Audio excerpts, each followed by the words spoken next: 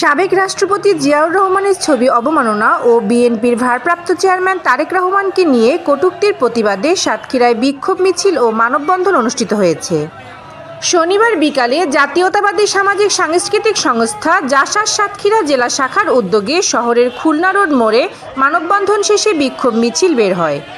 মিছিলটি শহরের প্রধান সড়ক প্রদক্ষিণ করে নিউ মার্কেট মোড়ে গিয়ে শেষ হয়।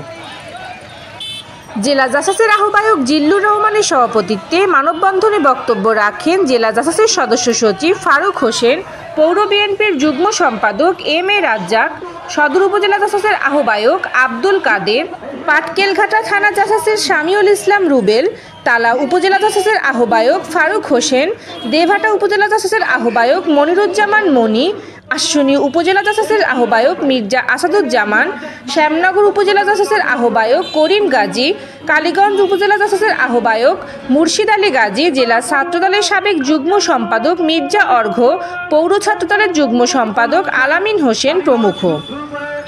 মানববন্ধনে বক্তারা বলেন, জিয়াউর রহমান বাংলাদেশের স্বাধীনতা, সার্বভৌমত্ব এবং বহুদলীয় গণতন্ত্রের অগ্রপথিক। তার ছবি নিয়ে অবমাননাকর আচরণ কোনোভাবেই মেনে নেওয়া হবে না। তারা আরও বলেন, তারেক রহমানের প্রতি কটূক্তির দাঁতভাঙা জবাব দেওয়া হবে।